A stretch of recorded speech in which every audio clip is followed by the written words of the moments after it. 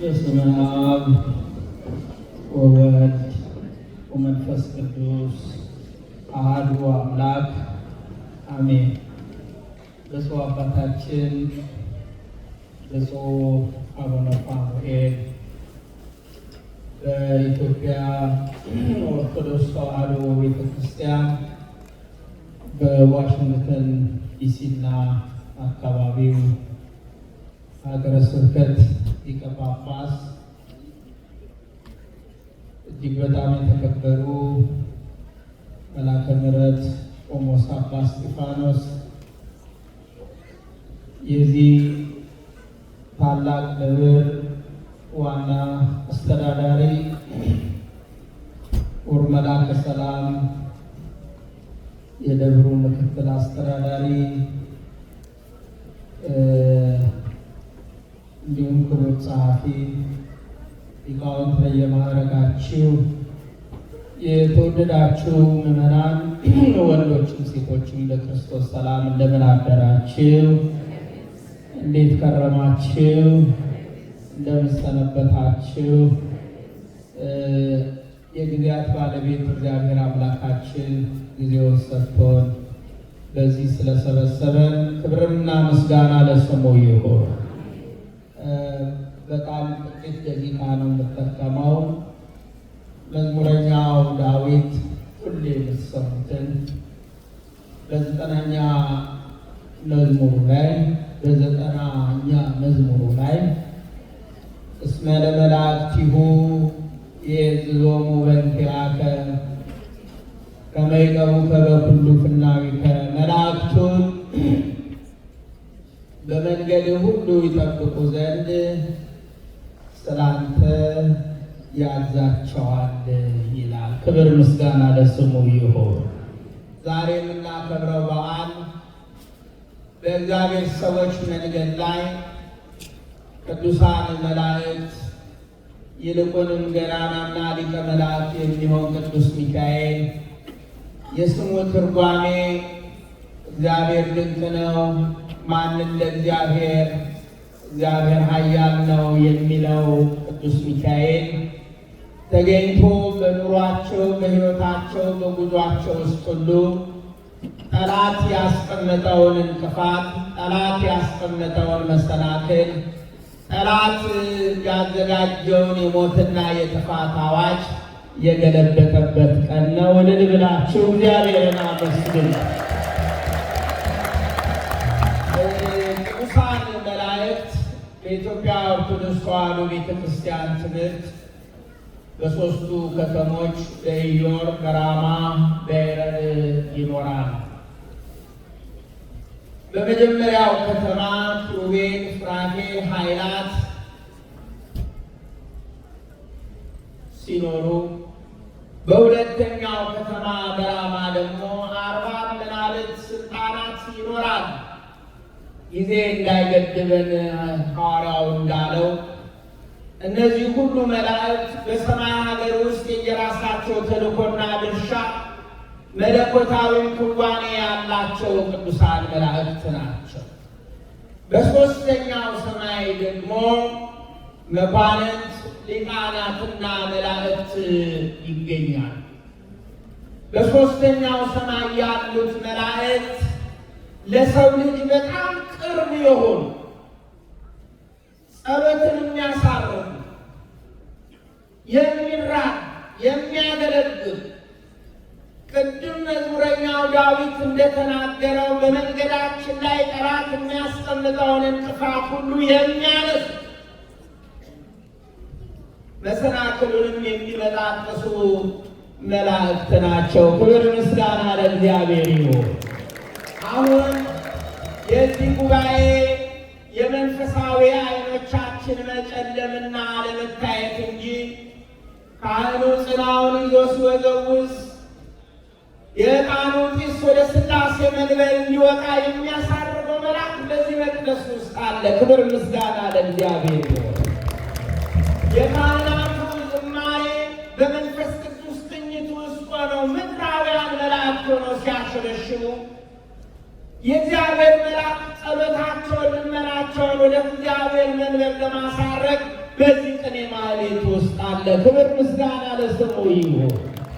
የእግዚአብሔር መልአክ ልባቸው አዝኖ ሕሊናቸው ደክሞ ጥቃት ደርሶባቸው በደልና ሚቶባቸው አሁን ከዚህ መከራ ውስጥ ማን ያወጣኛል፣ ከገጠመኝስ ችግር ማን ያድነኛል ብለው እንባ በመቅደሱ ውስጥ ለሚያነቡ፣ ለሚያዙ፣ ለሚተክዙ ተስፋ ቆርጠው ነገር ግን ከደጅህ አልለይም ብለው ተማጽኖ የሚያደርጉትን የምዕመናንን ልመና ወደ ሥላሴ መንበር ለማሳረግ በመካከላችን ይገኛሉ። ክብር ምስጋና ለእግዚአብሔር ይሁን።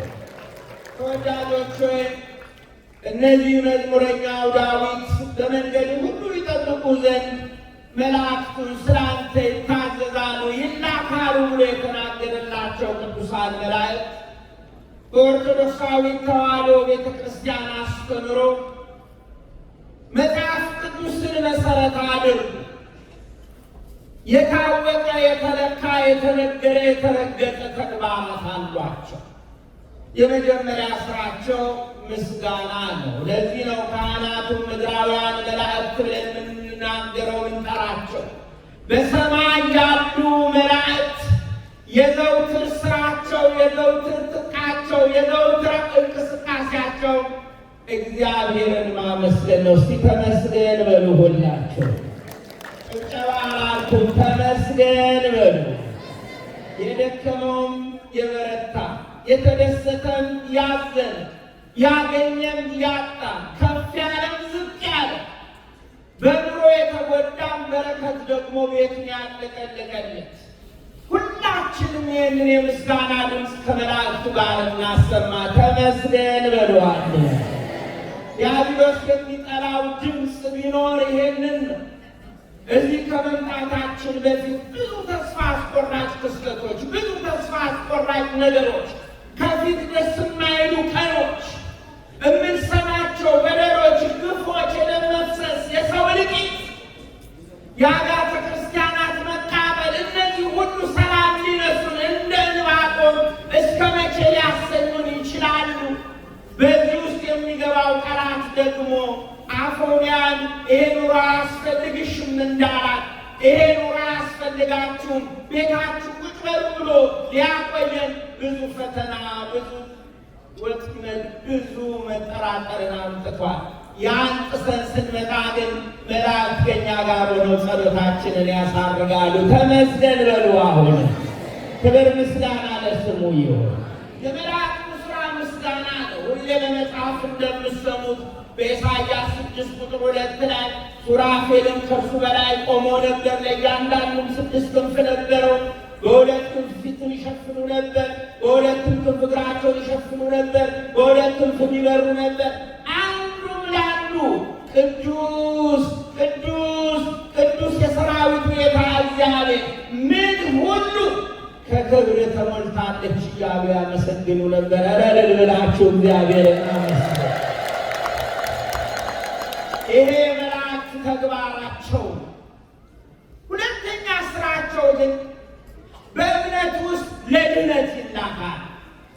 ከመከራ ሥጋ ለማዳን አለ ድነት የምንለው ነገረ ድነት የምንለው በአዲስ ኪዳን ሕይወት ውስጥ ኢየሱስ ክርስቶስ የዘላለም አምላክና ጌታ መድኃኒት እንደሆነ ወልድ ያለው ሕይወት አለው ተብሎ በመጽሐፍ እንደተጠቀሰ አምነው ሰዎች ድነው መንግሥቱን እንዲወስዱ የምሥራቹን ቃል በመስበክ በማጽናት በማበርታት ምዕመናንን ቅዱሳን መላእክት ይላካል።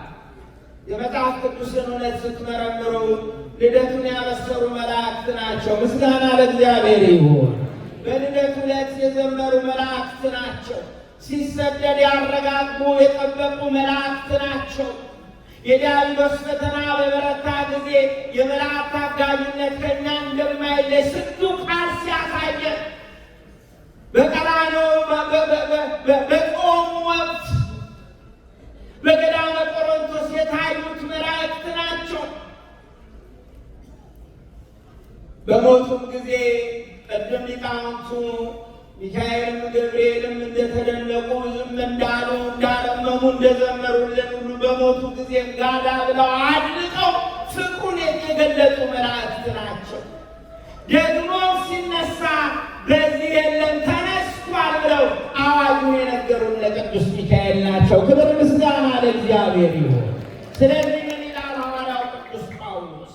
መላእክቱ መናፍስት አገልጋዮች የእሳት ነበልባል የሚያደርግ ሁሉ መዳንን ይወርሱ ዘንድ ስላላቸው ለማገዝ የሚያገለግሉ አይደሉምን ይላል። ሁሉ መዳንን ያገኙ ዘንድ ነው የሚለው። ደግሞም ሌላ ተግባራቸው መላእክት ይጠብቁናል። ይጠብቁን፣ ሁላችንን ይጠብቁን ከክፉ ነገር፣ ካስፈሪ ዕለት፣ ካስፈሪ ቀን። ቅድም ዲያቆኑ ሲሰብክ እንደሰማችሁት የታየን መልአክ እግዚአብሔር አውሎሙ ለእለ ይፈርህዎ ወያድኅኖሙ። የእግዚአብሔር መልአክ እግዚአብሔርን ፈርተው አክብረው ጥባቆቱን ተማጽነው በሚኖሩ ሰዎች ሁል ጊዜ ካጠገባቸው አይለዩም። ይረዷቸዋል፣ ያድኗቸዋል፣ ይታደጓቸዋል ብሎ ነው የሚለው። መላእክት ከመከራ ሥጋ ለማዳን እኛን ሁሌ በመንገዳችን ላይ ይገኛል። ዛሬ የምናከብራቸው ሁለቱ ቅዱሳን አፎምያም ሆነች ባህራት የመላእክት ተራዳኢነት በሕይወታቸውን ያደረገውን ለውጥ እናያለን። አንዱ የሞቱን ደብዳቤ ወደ ሕይወት ሲቀይር፣ ሌላይቱ ደግሞ የእምነት ጽናቷ ስለልሁ ሴጣን ይመስል ከመላእክተ ብርሃን ተብሎ በወንጌል እንደተጠቀሰ በቃሉ እንደተነገረ ራሱን የብርሃን መልአክ አድርጎ የመጣውን ያንን ዲያብሎስን ቅድስት አፎምያ የሚካኤልን ስም ጠርታ ከዲያብሎስ ጥቃት ድናለች። ክብር ምስጋና ለመድኃኔዓለም ይሁን። ወዳጆቼ ቅዱሳን መላእክት ያማልዱናል። ብዙዎቹ የመላእክትን አገልግሎት እስካሁን የመጣሁበትን ይደግፉና አይ ከሰው ወደ እግዚአብሔር ልመናን አያደርሱም፣ ከእግዚአብሔር ነው ወደ ሰው የሚያመጡት፣ ለምን ትለምናላችሁ መላእክትን? ደግሞ አንዱ መልአክ ስንት ቦታ ይለመናል። ይሲን የካ ሚካኤልም፣ ሴሚስ ሚካኤልም፣ ሽንቁሩ ሚካኤልም፣ ጅማ ሚካኤልም፣ ቶሮንቶ ሚካኤል በስንቱ ጋር ነው የሚሰማው ብለው ያሽሟጥጡ ይሞክራል። ተወዳጆቼ እግዚአብሔር በሁሉ የሞላ ነው፣ ስሙ የተመሰገነ ይሁን።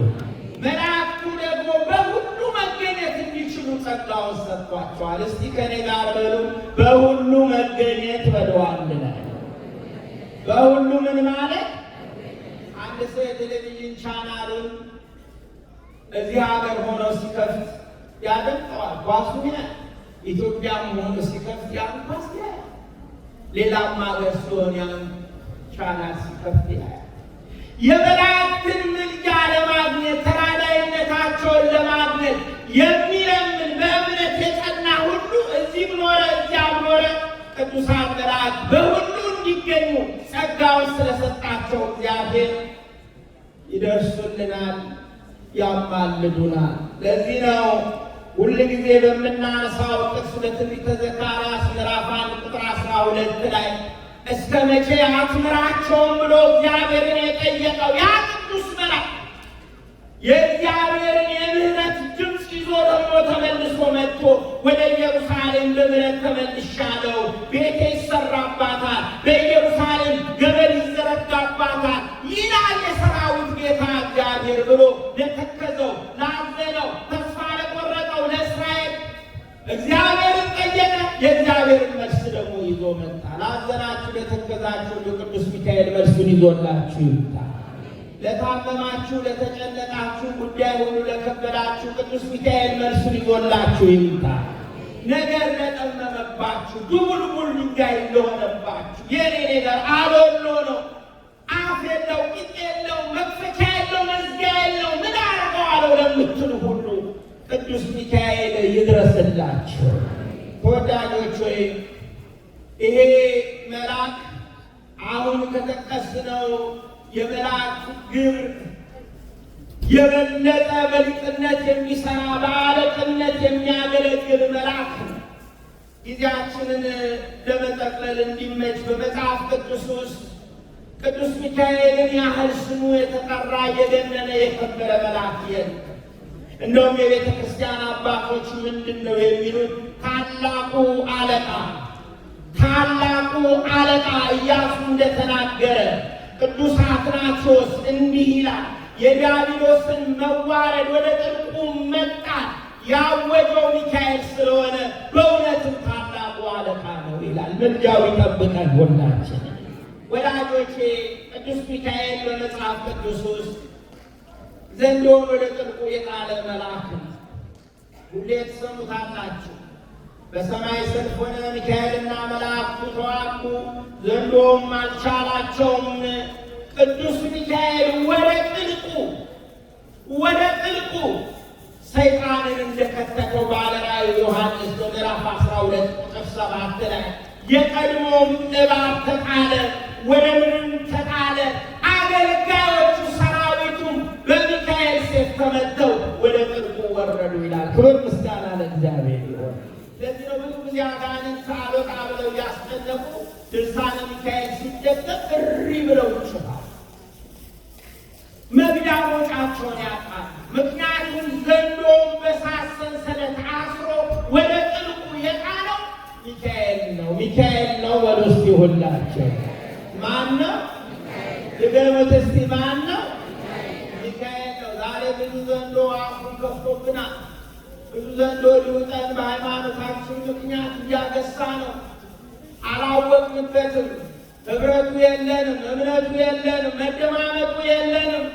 አንዱ የሚጎትተው ወደ ሌላ፣ ሌላው የሚጎትተው ወደ ሌላ ነው። ሃይማኖት ከዘር በልጦበታል። ፖለቲካ ከዘር በልጦበታል። ሹመት ከሃይማኖት በልጦበታል። ተወዳጆች፣ ገንዘብ፣ ጥቅም፣ ክብር ከኦርቶዶክሳዊነት በልጦብን ተቸግረናል። ቅዱስ ሚካኤል ይህን ዘንዶ ይጣልልን ወገኖች። ይሄ ዘንዶ ወደ ጥልቁ የሚጥለው ቅዱስ ሚካኤል ነው። መጽሐፉ እንደሚነግረን የሚዋጋው የሚያሸንፈው እሱ ብቻ ስለሆነ ተወዳጆች ወይ ቅዱስ ሚካኤል ለሕዝቡ ሁሉ ከመከራ የሚጋርድ የሚሸፍን መልአክ ነው። ይሸፍናችሁ ሁላችሁ።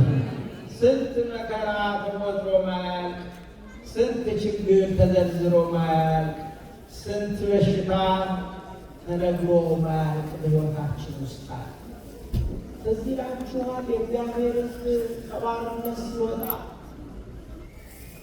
ያ መልአክ የምንወደው ሚካኤል ከኋላ አስፈሪ የነበረው የፈርዖን ሰራዊት ደርሶ የእግዚአብሔርን እንዳያጠቃ መጽሐፍ ቅዱስ እንደሚነግረን በዘጸአት 14 ቁጥር 9 ላይ በእስራኤል ሰራዊት ፊት ይሄድ የነበረው የእግዚአብሔር መልአክ ፈቀቅ ብሎ በኋላቸው ሄደ። የደመናም ዓምድ ከፊታቸው ፈቀቅ ብሎ በኋላቸው ቆመ።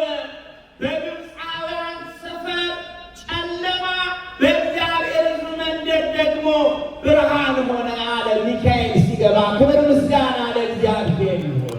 አያችሁ፣ የሚገርም እኮ ነው። አንድ ደመና ሁለት ባህሪ ሲኖር አንዱ ጋር ያጨልማል፣ አንዱ ጋር ብርሃን ይሰጣል። አንዱን ያንገዳግዳል፣ አንዱን ያጸዳል። አንዱን ያስተክዛል፣ አንዱን ያስደስታል።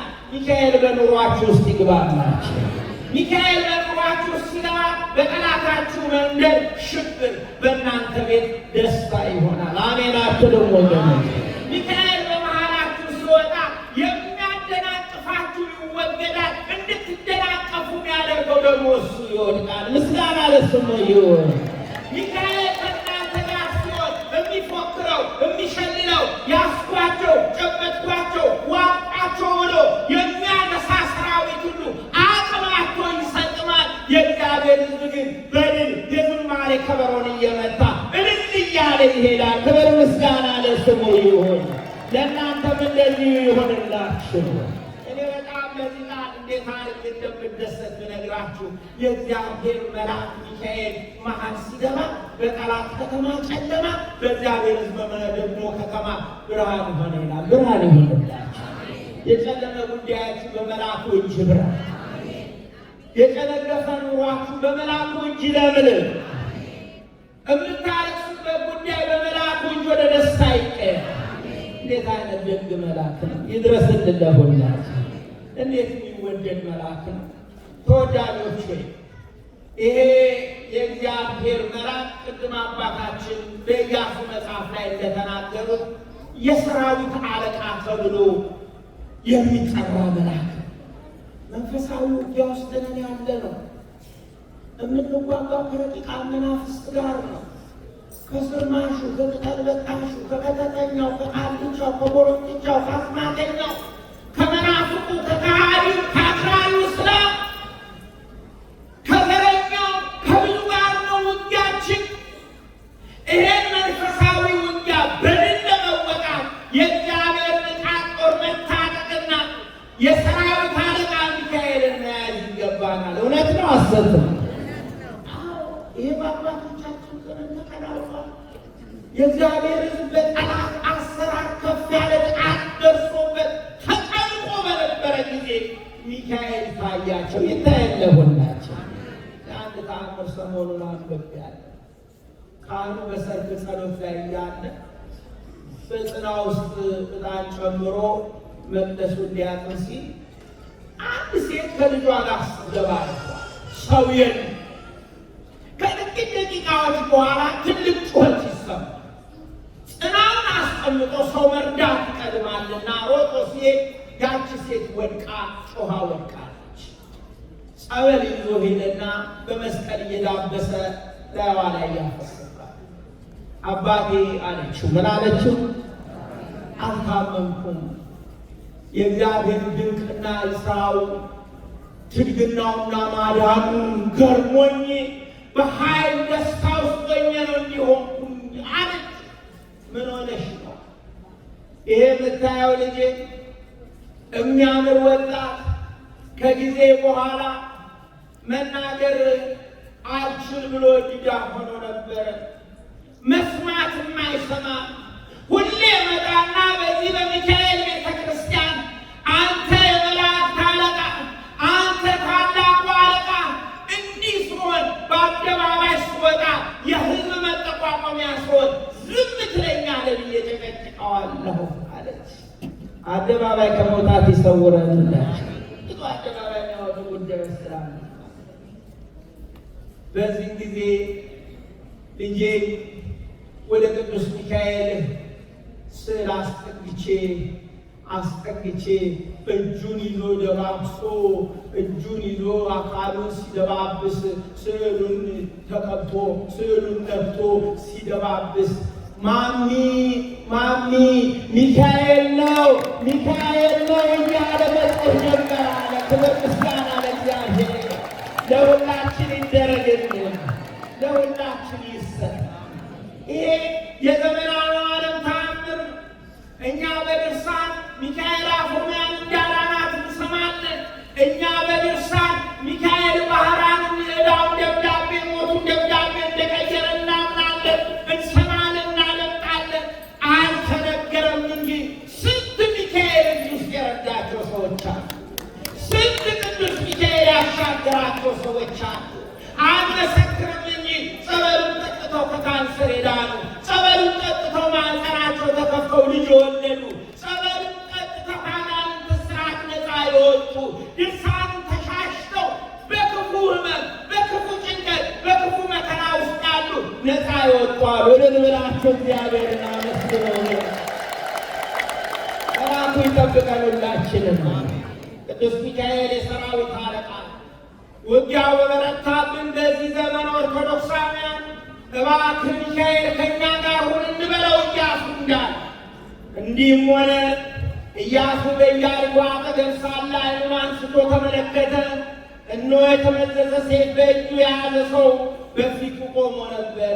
የመላእክት ሰይፍ አንድም ለምሕረት አንድም ለቅጣት ይዘረጋል። ለምሕረት የሚሆነው የጠላትን ቀስት ሰብሮ ለመጣል፣ ለቅጣት የሚሆነው የኃጢአትን እስራት ደግሞ ቆርጦ ለመጣል። ኢያሱ ከእኛ ወገን ነህ ወይስ ከጠላቶቻችን ወገን ነህ አለው። ሚካኤል አይደለሁም እኔ የእግዚአብሔር ሰራዊት አለቃ ሆኜ መጥቻለሁ አለ። ኢያሱም ወደ ምድር በግንባሩ ተደፍቶ ሰገደ። ጌታዬ ለባሪያው የሚነግረው ምንድን ነው አለ። ዛሬ በሚካኤል ፊት የአምልኮ ሳይሆን የአክብሮት የጸጋ ስግደት የምንሰግደው ቅዱሳን የእግዚአብሔር ሰዎች በመከራቸው ውስጥ ሚካኤል የሰራዊት አለቃ ሆኖ ስለረዳቸው ስላገዛቸው ምስጋና ለስሙ ይሁን። ወዳጆች የመጨረሻው ቃሌ ይሄ ገናና መልአክ የእግዚአብሔር ሕዝብ ጠባቂ ነው። እግዚአብሔር ሕዝብ ጠባቂ ነው። የእግዚአብሔር ሕዝቦች ሁል ጊዜ በጠላትም በእረፍትም በደስታም በሐዘንም ውስጥ በሚሆኑ ጊዜ የእግዚአብሔር መልአክ ይላክላቸው ነበር። ቅድም እንደተናገረ በመንገድ ይጠብቁ ዘንድ ወደ አዘጋጆቹ ስፍራ ያገቡ ዘንድ እነሆ እኔ መልአኬን በፊትህ እልካለሁ። ይላክልን ለሁላችን። የእኛ መንገድ እዚህ አይደለም። ጉዟችን እስከ መንግሥተ ሰማያት። ማንም ሰው ዘላለማዊነት በዚህ ውስጥ የለም። አምላከኛ ጋር የነበሩ አረፍተ ዘመን ገጥቷቸው መቃብር ውስጥ የገቡዋል። እውነት ነው ሐሰት ነው? አምላካቻምና እምናያቸው መልካቸው ውበታቸው የምናደንቃቸው ሰዎች ዘንድሮ ከኛ ጋር የሉ። ነገም እኛም ላንኖር እንችላለን። እንዲህ ነው የሰው ልጅ ታሪክ። በመንፈሳዊ ጉዟችን ውስጥ ከምድር እስከ ሰማይ በተዘረጋው አገልግሎት የሚያሻግሩን መላእክት ናቸው። እንደውም በቤተ ክርስቲያን ትምህርት ቅዱሳን በሚሞቱ ጊዜ የእግዚአብሔር ሰዎች የቆረባችሁ ንስሐ የገባችሁ በቅዱስ ሚካኤል ምልጃ የጸናችሁ ሰዎች እረፍት ስታደርጉ ነፍሳችሁን ተሸክሞ በእግዚአብሔር ፊት የሚያቀርበው ሚካኤል ነው። ወረደ ልብላችሁ እግዚአብሔር ወዳጆቹን አይጥልም ቅዱስ ሚካኤል፣ ወዳጆቹን አይረሳም ቅዱስ ሚካኤል። ስለዚህ መጽሐፍ ምን ይላል?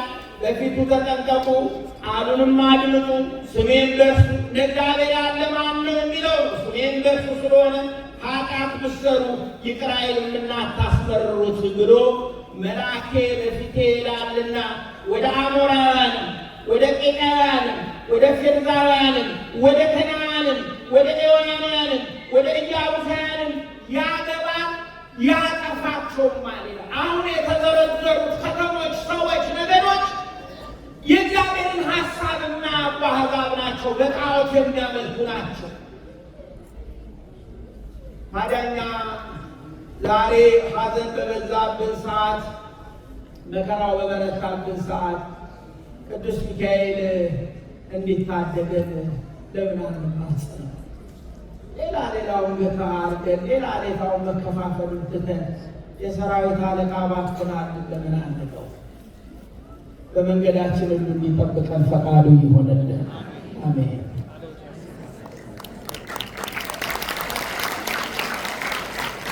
ቃለ ሕይወትን ያሰማልን። መላከ ምሕረት መምህር ሳሙኤል እሸቱ ቃለ ሕይወትን ያሰማልን።